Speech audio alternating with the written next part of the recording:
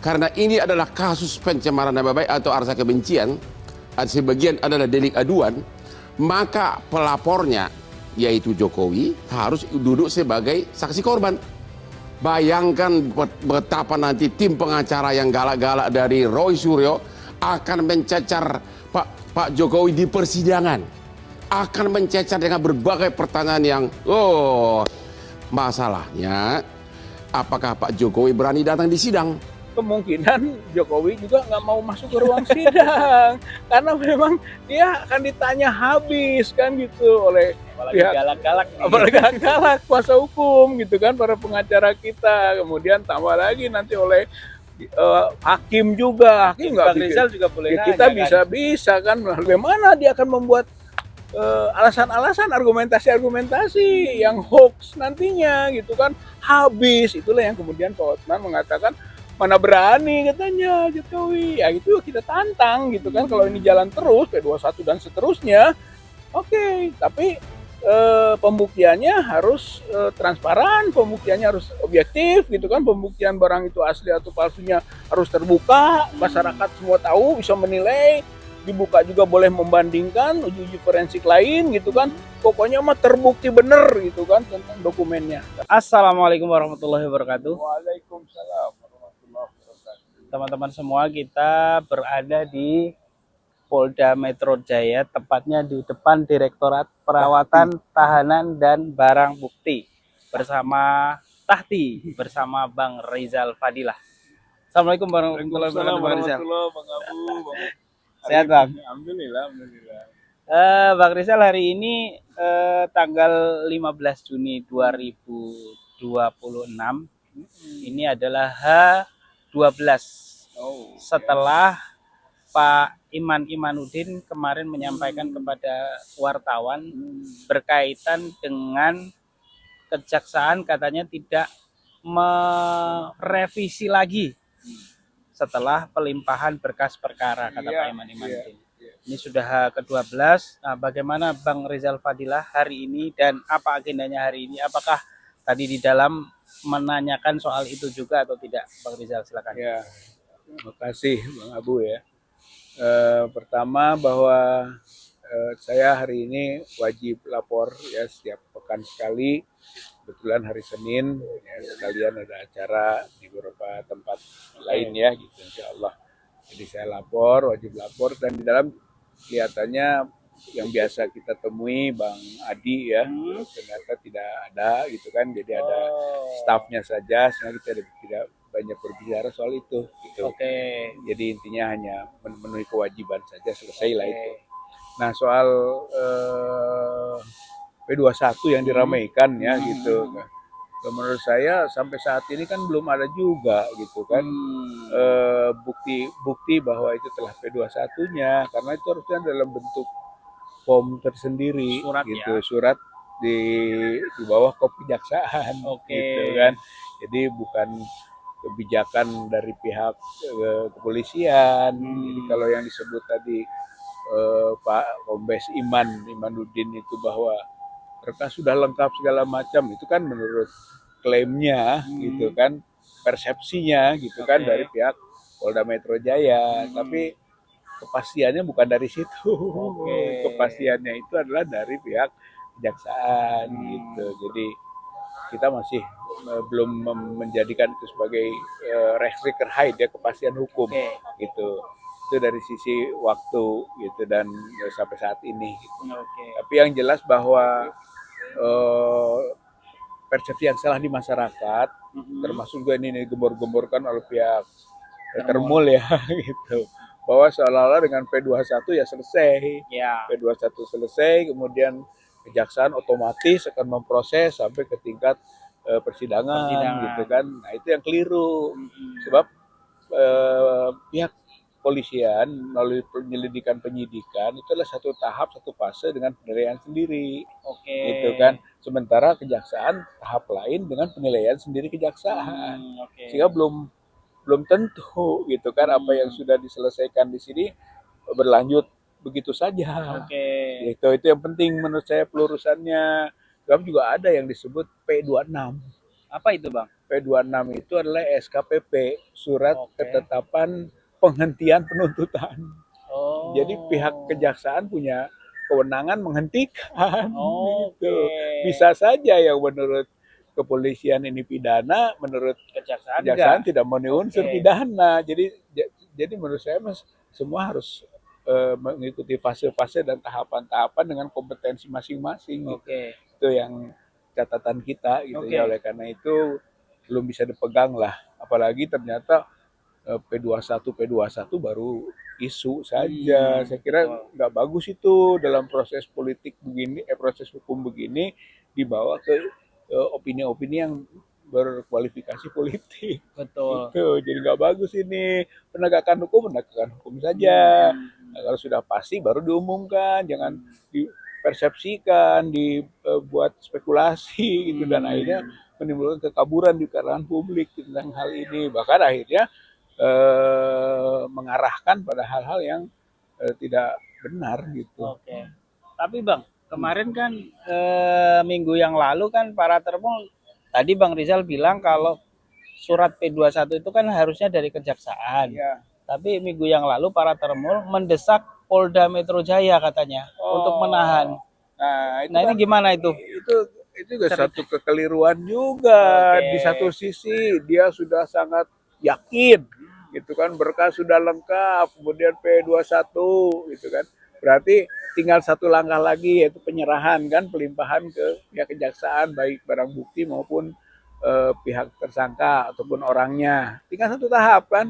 Jadi dengan keyakinan begitu sebenarnya dia sudah meyakini bahwa kejaksaan sudah clear dan begitu maka dilimpahkan. Berarti kewenangan penangkapan dan penahanan gitu kan ada di kejaksaan. Oke. Itu. Jadi kalau dia menyatakan memohon kepada pihak kepolisian segera menahan itu kan itu sebetulnya kontradiksi dengan keyakinannya.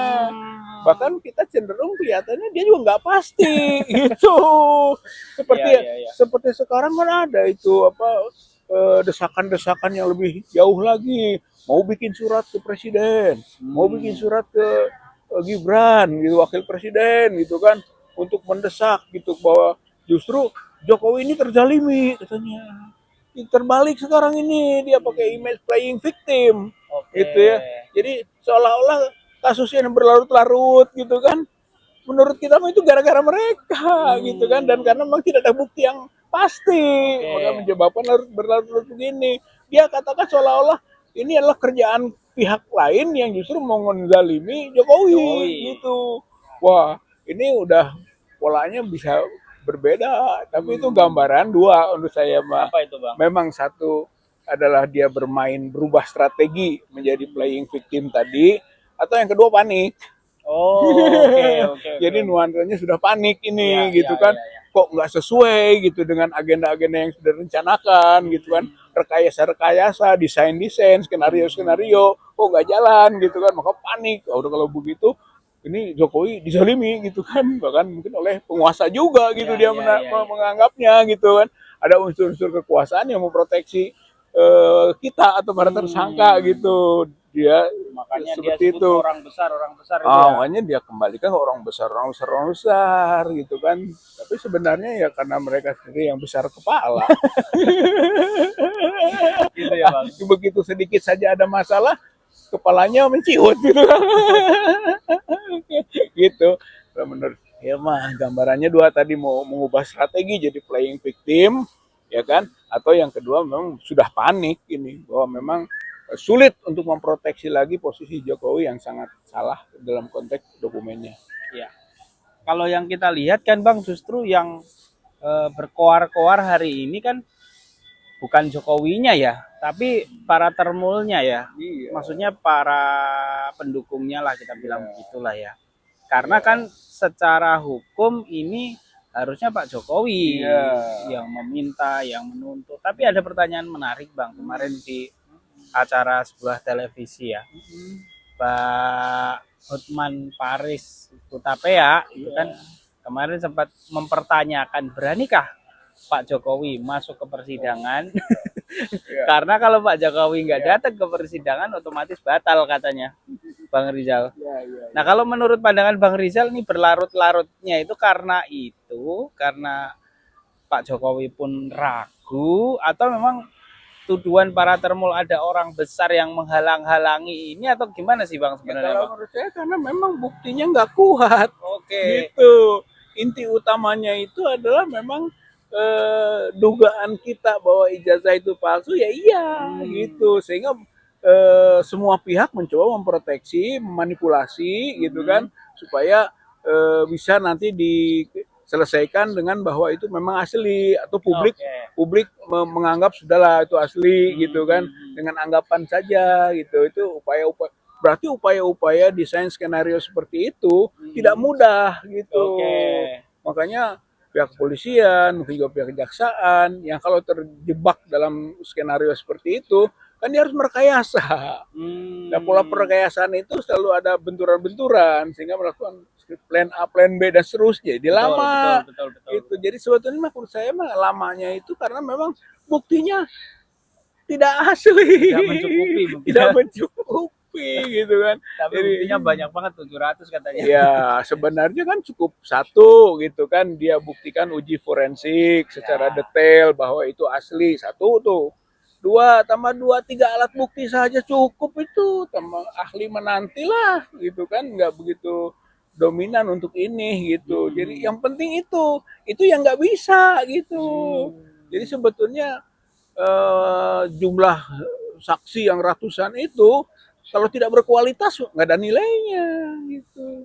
Apalagi dia mau menggeser gitu kan, soalnya ini bukan soal asli tidak asli, ini soal tadi pencemaran, fitnah. Tapi jangan lupa seluruh rakyat Indonesia tahu bahwa yang namanya pencemaran atau fitnah itu harus konteksnya asli atau palsu dulu gitu kan. Tidak akan ada fitnah kalau misalnya barangnya palsu gitu kan. Jadi ini yang harus kembali juga perjuangan kita akhirnya, bahwa kalaupun kita yang dituduh sebagai melakukan perbuatan pencemaran, fitnah, penghasutan gitu kan, terutama yang dua tadi hal awal itu, ya kita akan terus desak di forum ini agar bisa dibuktikan juga asli dan palsunya. Itulah yang tadi dikemukakan Pak Hotman Paris gitu kan. Kemungkinan Jokowi juga nggak mau masuk ke ruang sidang karena memang dia akan ditanya habis kan gitu oleh pihak Galak-galak apalagi galak kuasa hukum gitu kan, para pengacara kita, kemudian tambah lagi nanti oleh hakim juga. Hakim nggak Rizal juga boleh ya, kita bisa kan melalui nanti bagaimana teknisnya melalui kuasa hukum dan seterusnya ya, tapi intinya bisa gitu. Dan dengan mencecar itu habis Jokowi gitu. Dan kita tahu dia dalam berargumen nggak fasih gitu, apalagi dengan barang bukti yang nggak kuat.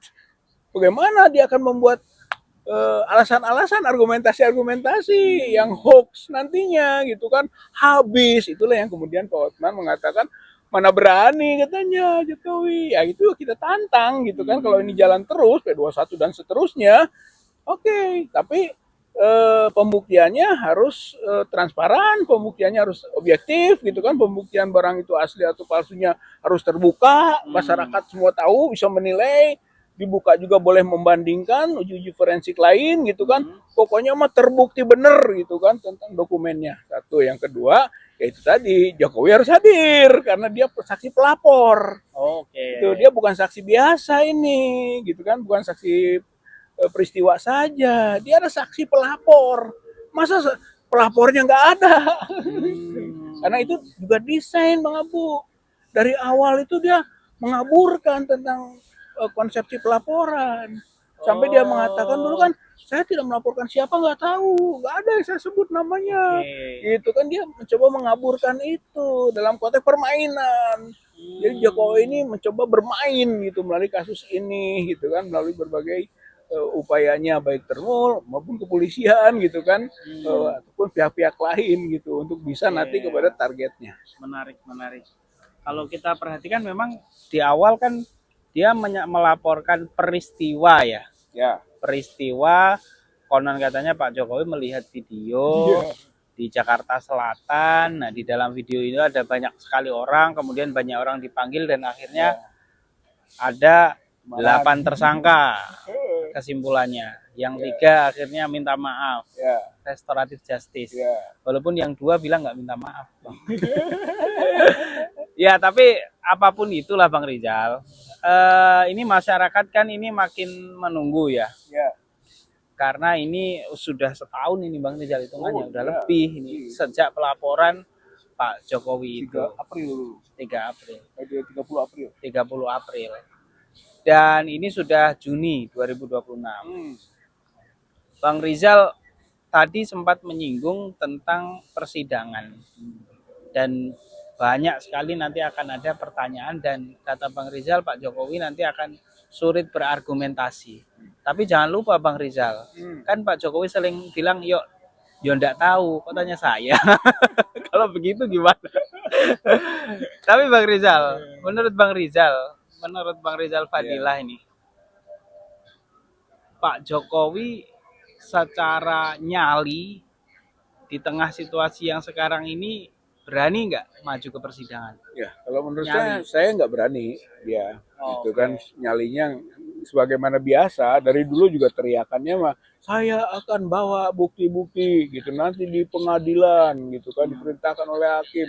Tapi pengadilan itu nggak pernah datang gitu kan. Belum pernah lah dia berada di ruang persidangan walaupun itu perdata CLS gitu kan, belum CLS maupun perdata gugatan perdata biasa gitu atau di PT UN dan sebagainya lah pokoknya semua gitu kan dulu Bambang Tri dan segala macam dia tidak bisa membuktikan juga tentang ijazah SMA waktu itu padahal itu ditantang dan diminta dibawa nggak datang juga jadi sebetulnya dia mah ada nyalinya begitu oleh karena itu akan terbawa terus sampai sekarang gitu itu juga yang menyebabkan mungkin gitu kan kenapa pihak-pihak proses ini berlarut-larut antara lain adalah karena ketidakpastian dan ketidaksiapan atau mungkin akhirnya kata Pak Jokowi tolonglah dibantu supaya bisa gitu kan supaya nanti ujungnya gitu saya nggak usah hadir bisa saja itu jadi karena memang dia nyalinya begitu karena ada track record gitu rekam jejaknya yang memang tidak pernah membuktikan dia orang yang berani tampil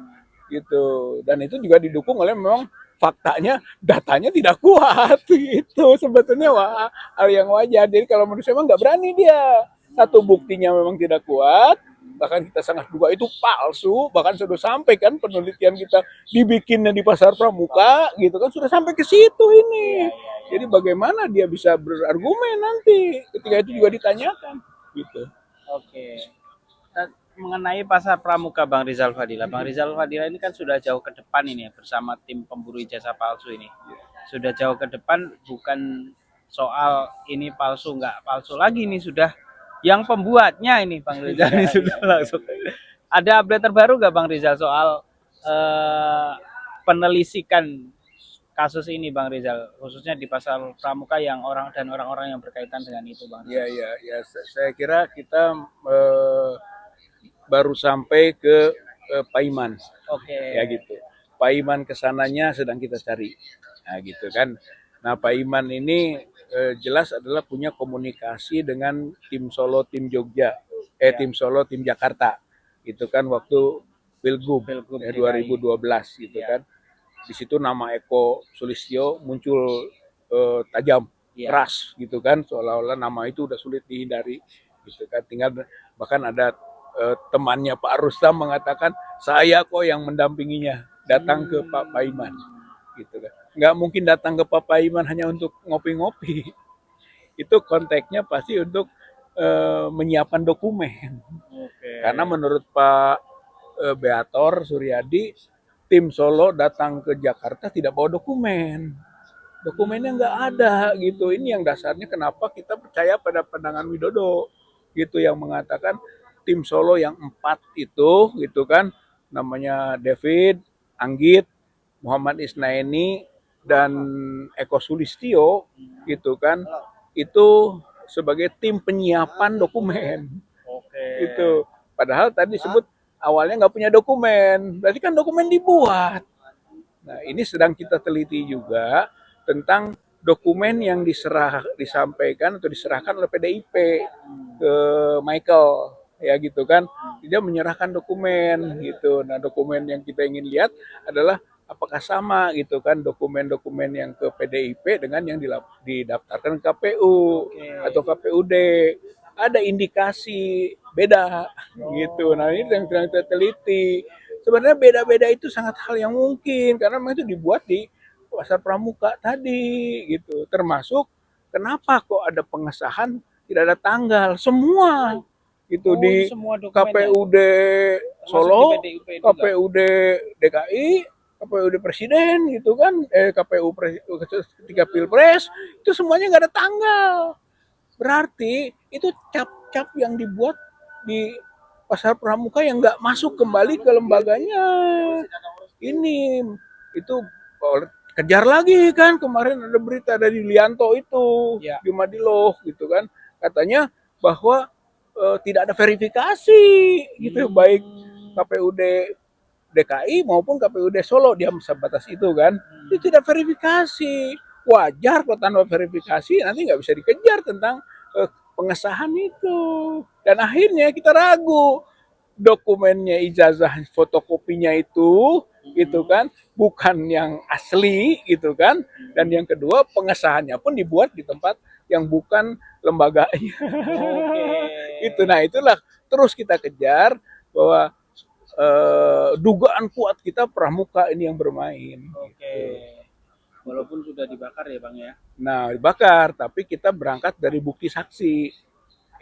Saksinya masih makanya juga kita minta ke pihak Bareskrim gitu kan teliti loh keputusan hukum baik Mahkamah Agung, Pengadilan Tinggi maupun Pengadilan Negeri tentang 8 orang yang telah dihukum di pasar pramuka. Mereka itu ahli-ahli pemalsu gitu.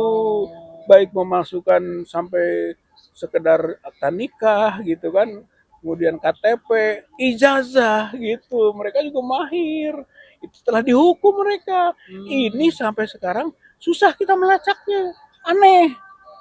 Saya punya kawan yang praktisi hukum yang punya jabatan juga di lembaga pengawas hukum, pengawas masalah ini, hakim gitu kan. Dia mengatakan harusnya mah di media sudah ada itu gitu kan tentang proses hukum di pengadilan negeri, pengadilan tinggi, Mahkamah Agung sampai keputusannya. Sekarang ini susah kita dapatkan itu. Jadi ada rahasia di situ, ada misteri di situ. Makanya pihak Bareskrim, ayo periksa itu gitu kita dorong. Meskipun sekarang ini belum ada setelah ada beberapa kali ya Bang Rizal ke sana itu ya memberikan bukti-bukti kepada Bareskrim belum ada satupun yang dipanggil ya dari nama-nama yang disebutkan Bang Rustam sama Bang Rizal CS kemarin ya. Ya, mengenai pemanggilannya apa sudah atau belum kita kan nggak tahu gitu. Ya kan tapi nggak ada tanda-tanda itu nggak ada tanda-tanda apalagi juga informasi seharusnya mungkin dalam asas keterbukaan dia menyatakan atau sudah dinyatakan kualifikasi dulu dong ini tahap penyelidikan jadi ada surat perintah penyelidikan gitu SP dulu gitu bahwa itu baru bergerak mungkin secara informal bergerak ya bagaimana kita tahu gitu kan jangan-jangan dia sudah punya kesimpulan juga. Kesimpulannya mungkin sama dengan kita, bisa saja. Tapi gitu. tidak dijalankan. Tapi tidak dijalankan dalam bentuk formal hukum, proses, ya kan, penyelidikan. Harusnya dia buatkan surat perintah penyelidikan, SP dulu. Setelah itu bergerak ke penyidikan dan seterusnya. Itu Bareskrim harus begitu. Ya, itu belum ada, belum sampai ini kita masih tunggu. Ini kan agak ironis ya Bang sebenarnya ya. Kalau dulu Pak Jokowi begitu lapor langsung bergerak langsung kemudian nggak lama kemudian ada orang-orang yang dipanggil kemudian nggak lama kemudian ditetapkan sebagai tersangka nih Bang Rizal kayaknya nggak ada tanda-tanda pergerakan ini gimana Bang Rizal nih? Iya dulu luar biasa makanya menurut saya pemihakannya sangat jelas sebenarnya ini yang orang besar nih siapa? Iya orang besar ini siapa gitu ya coba Jokowi itu lapor tanggal 13 tanggal 30 April lapor nih kemudian langsung di BAP. Hari itu juga biasanya ditunda dulu BAP berikutnya gitu kan setelah didalami gitu kan laporan itu baru di BAP. Ini hari itu juga di BAP. Dan yang hebatnya ini Bang Arif ya, itu hari itu juga keluar surat perintah penyelidikan. Itu jarang itu, nggak lazim itu. Hari itu lapor, hari itu BAP, hari itu SP. Ini Kalau dikejar ada kepentingan apa? Terus juga kenapa bisa hebat begitu? Dokumennya cuma fotokopi. Oh iya ya. Iya, yang dilipat-lipat di Iya. map itu nggak ada yang asli. Bagaimana pihak kepolisian menerima dengan modal fotokopi? Walaupun dia punya misalnya, harusnya diminta dulu, dibandingkan dulu, dilihat dulu. Nggak bisa nerima begitu saja fotokopi. Gitu. Laporan tingkat polsek saja teliti. Gitu kan. Ini Polda loh. Gitu, kalau menurut saya mah dari situ udah kelihatan. Gitu. Ada orang besar. Ada orang besar. Orang besar gitu kan. Masih dianggap besar Jokowi itu. Gitu kan. Padahal sudah jadi mantan, sudah jadi sipil sama dengan kita, tapi diperlakukannya berbeda. Inilah tidak adil namanya, gitu, atau dalam bahasa agama zalim, gitu. Harusnya laporannya Bang Rizal juga diperlakukan yang sama Ya, ya. justru aneh yang kita yang di Barreskrim dihentikan untuk menjalankan yang ini. Harusnya kalau mau dua-duanya jalan, ya kan? Jokowi sebagai terlapor atau yang diadukan oleh kita atau kita juga. Ayo kita lihat. Bahkan seharusnya menurut aturan hukum mah buktikan dulu aslinya. Berarti yang kita dulu yang selesai, yang dijalankan. Itu yang Barreskrim selesai, baru ini. Ini enggak, itu dihentikan, ini jalan. Rakyat masyarakat sudah tahu kok ini masalah ini gitu kan, bukan sesuatu yang bisa dibodoh-bodohi, itu tutupi gitu. Jadi ini perbuatan curang di tempat yang terang. Oke Bang Rizal Fadila, terima kasih Bang Rizal Fadila. Ini kita adzan dulu, nanti kita habis adzan kita lanjut lagi. Terima kasih yang sudah menonton. Wassalamualaikum warahmatullahi wabarakatuh.